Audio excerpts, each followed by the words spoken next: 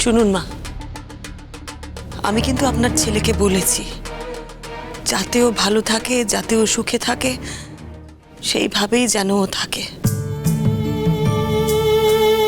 আপনার মনে যদি কোনো সন্দেহ থাকে তাহলে আমি আপনার সামনে এই কথাগুলো আপনার ছেলেকে আরো একবার বলবো। বৌমা, আমি তোমাকে একটা কথা বলছি মা, না তো সামনে আছে, একটা কথা বলছি। দেখো, আমার ছেলে বুয়া যদি অশান্তিকেই শান্তি বলে মনে করে, তাকে শুধরে দেওয়ার দায়িত্ব কিন্তু তোমার। তুমি তো তার স্ত্রী, ধর্মসাক্ষী করার স্ত্রী। সে যদি বিপদে যায়, সেই বিপদ থেকে তোমারই হাত ধরে সরিয়ে আনা উচিত, কারণ এটাই তো তোমার ধর্ম।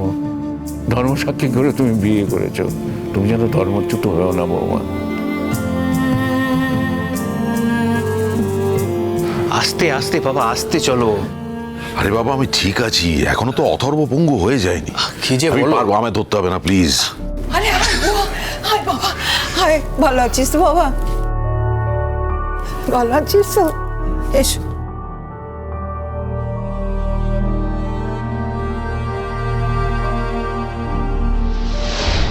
এখানে বস বাবা, এই চেয়ারে বসো বাবা, সাবধানে সাবধানে বসো। আমি ঠিক আছি মা। বসো, বসো। That's all right.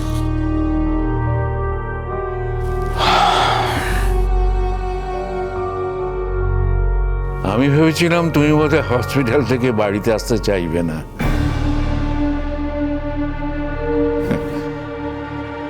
তুমি যে হসপিটাল থেকে বাড়িতে এসেছো বুয়া, আমি কিন্তু খুব খুশি হয়েছি। আসলে ডক্টর আমায় কিছুদিন বিশ্রাম নিতে বলেছেন। আমি ইচ্ছে করেই জুনের বাড়িতে যাইনি, তাহলে ওর বার্ডেন বেড়ে যেত।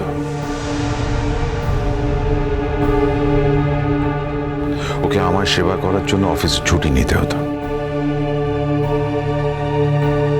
ঠিকই বলেছো বাবা, সেক্ষেত্রে মাই তো বেটার অপশন, কারণ মা তো সেবা করার জন্যই এই বাড়িতে আছে, তাই না? তোমার মা ছাড়াও এই বাড়িতে আমার মাও আছেন। তোমার মাকেই যে আমার সেবা করতে হবে তেমন কথা কিন্তু বলা হয়নি। বাবা, তুমি খুব ভালো করে জানো তুমি না চাইলেও মাই তোমার সেবা করবে। ঠাম্মা মুখে যাই বলুক না কেন, ফিজিক্যালি ঠাম্মার পক্ষে তোমার সেবা করা সম্ভব নয়। তোমার জন্য লেবারটা আমার মাই দেবে। আচ্ছা অনিরুদ্ধ, ডক্টর কি সাজেস্ট করলো? মেডিসিনে এই ব্লকেজটা কমে যাবে, তাই তো? হ্যাঁ, সেরকম ডায়াগনোসিস তো করেছে। এক মিনিট, দেখো, এখন আমি সকলকে একটা কথা বলতে চাই, মেজর কিছু হয়নি, সেটাই বাঁচোয়া। কিন্তু তার মানে এটা নয় যে মেজর কিছু হতে পারতো না, হওয়ার হাই পসিবিলিটি ছিল। গড ব্লেস, পাপার সেরকম কিছু হয়নি, খুব ভালোভাবে রিকভার করে পাপা এত তাড়াতাড়ি আমাদের সঙ্গে ফেরত এসছে। দেখো, যখন কিছু হয় না, কিছু হয় না, বাট মানুষের জীবনে যখন হঠাৎ করে এরকম ক্রাইসিস চলে আসে না, অনেক সময় কিছু করার থাকে না। তাই কার্ডিওলজিস্ট যেটা বলেছে সেটার সঙ্গে আমারও একই মত, and I am sure Ankita আমার সঙ্গে এগ্রি করবে। পাপার কিন্তু এখন কোনো রকম স্ট্রেস নিলে চলবে না। পাপার এখন শুধু একটা জিনিসই দরকার, সেটা হচ্ছে একদম পিসফুল একটা লাইফ। কোনো রকম স্ট্রেস বা উত্তেজনা পাপার জন্য ইজ ভেরি হার্মফুল। আর ডিঙ্কা, তোকে বলছি, এই কটা দিন অ্যাটলিস্ট পাপা যেভাবে ভালো থাকে, পাপা যা করতে ভালোবাসে সেটা করতে দে পাপাকে। সেই লিবার্টিটা প্লিজ পাপাকে দে। দেখ, একটা জিনিস ভুলে গেলে চলবে না, আমরা কিন্তু কেউ কারো কৃতদাস নই। আমাদের প্রত্যেকেরই নিজের জীবনটা স্বাধীনভাবে বাঁচার অধিকার আছে। বাহ, তো তুই যেটা বললি সেটা সবার জন্য প্রযোজ্য, তাই তো? তোর কথার মানেটা আমি ঠিক বুঝতে পারলাম না, বাট ইয়েস, হ্যাঁ, সবার জন্যই প্রযোজ্য, কেন নয়? আমাদের প্রত্যেকেরই অধিকার আছে স্বাধীনভাবে বাঁচার। At the end of the day প্রত্যেকের লাইফ তার নিজের। ঠিক, এই কথাটা কিন্তু তুই নিজে মুখে বললি। তাই ভবিষ্যতে এই কথাটা মনে রাখার দায়িত্ব কিন্তু সম্পূর্ণভাবে তোর। বাই চান্স যদি ভুলে যাস, আমি কিন্তু মনে করিয়ে দেবো। ইনফ্যাক্ট আমি কোর্ট করবো তোকে। আরে ও যা বলছে বলুক, আমাদের কি করতে হবে বল না। দেখো তেমন কিছু না, ওই যে বললাম, সব থেকে প্রথম যেটা আমাদের দেখতে হবে যে পাপার যেন কোনো রকম টেনশন বা উত্তেজনা না হয়। স্পেশালি একটা কথা মাথায় রাখতে হবে, পাপার সামনে যেন কোনো রকম চেঁচামেচি বা চিৎকার না হয়। ইনফ্যাক্ট পাপা যেন চিৎকার বা চেঁচামেচি করতে বাধ্য না হয়।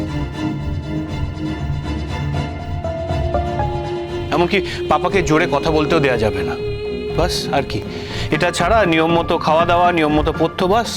দেখো না, 1 উইকের মধ্যে পাপা একদম ফিট অ্যান্ড ফাইন হয়ে যাবে। তাহলে বুঝতেই পারছো, আমাদের এখন একটাই উদ্দেশ্য, যত তাড়াতাড়ি সম্ভব পাপাকে ফিট অ্যান্ড ফাইন করে তোলা।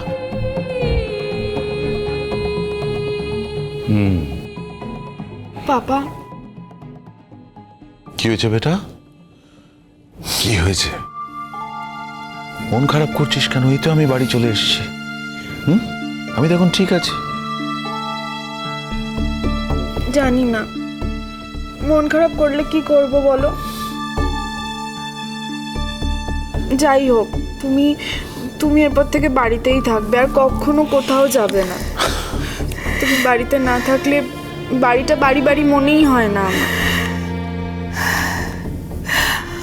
আমারও এক কথা বাবা, তার জন্য যা করতে হয় কর, কিন্তু বাবা তুই বাড়ি ছেড়ে যাস না, কোথাও যাস না। তুই ছেড়ে চলে গেলে আমার মনের মধ্যে কি হয় তুই বুঝবি না বাবা।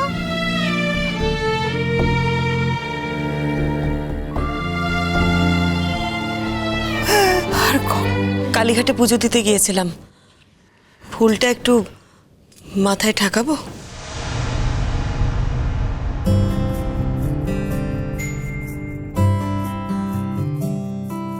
ছিল সুখী গৃহকোণ, সবাইকে ভালোবেসে,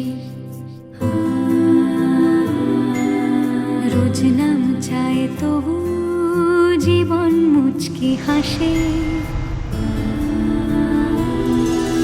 হঠাৎ অন্য হাওয়া আয়না খুঁজছে মুখ, একটু ভালো লাগায় ইচ্ছে কুড়োয় সুখ।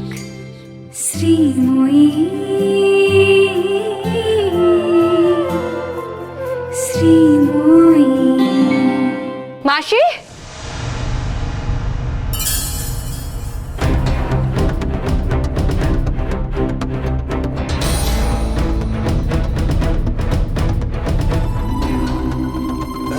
জুনান্টি, এসো এসো এসো, পাপাকে তো এই নিয়ে এলাম।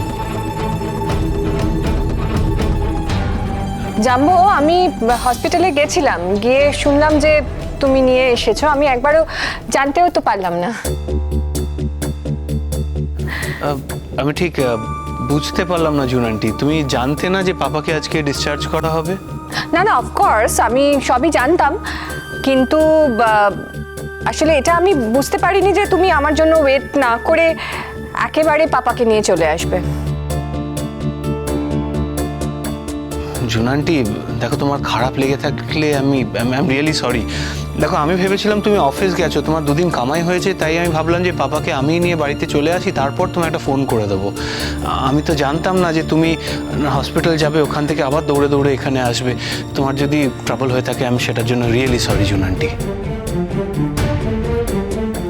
তুমি ইনস্ট্রাকশনগুলো শুনে নিয়েছো তো? মানে ডক্টরের সাথে আমি কথা বলেছি। জুনান্টি, ডোন্ট ফরগেট যে অনিরুদ্ধ কিন্তু নিজেও একজন doctor. But he is not a cardiologist. হ্যাঁ, কিন্তু এই সিচুয়েশনে ডক্টর কি সাজেশন দিতে পারে সেটা জানার জন্য কিন্তু কার্ডিওলজিস্ট হওয়ার প্রয়োজন হয় না। যে কোনো মানুষ যে মেডিসিন নিয়ে পড়াশোনা করেছে সেই বলে দিতে পারবে। জুনান্টি, আমি ডাক্তার ইনস্ট্রাকশন শুনে নিয়েছি, চিন্তা করো না। আমারও একই মত ডাক্তারের সঙ্গে, অ্যান্ড আমরা খুব ভালো করে পাপার টেক কেয়ার করে পাপাকে সারিয়ে তুলব। ওমা জুন, তুমি যদি সময় মতো আমার ছেলেটাকে হসপিটালে ভর্তি না করতে এ যাত্রায় যে আমার ছেলেটার কি হতো কে জানে। আমি একটা কথা বলবো মাসি, তোমার ছেলে তো আমার কাছে গিয়েছিল, আর এটা নিশ্চয়ই তোমরা স্বীকার করবে যে নিজে থেকে গেছিল, আমি নিয়ে যাইনি। এখন যখন ও বাড়ি চলেই এসছে। না জুন, আসলে এই অবস্থায় তোমার বাড়িতে থাকলে আমি বোধহয় তোমার উপর বার্ডেন হয়ে যেতাম। তোমার অফিসের ছুটি নিতে হতো, আর অফিসের ইম্পর্টেন্ট কাজ, তোমার একার উপর দায়িত্ব, কাজের খুব ক্ষতি হয়ে যেত। হ্যাঁ আমি বুঝেছি অনিন্দদা, কিন্তু অনেকের এটাতে মনে হতে পারে যে আমি সুখের পায়রা, খারাপ সময় অসুখের সময় তুমি বাড়ি চলে এলে, আর আর সুখের সময় তুমি আমার কাছে থাকলে। আমার তো এটা ভাল লাগছে না, তাই না?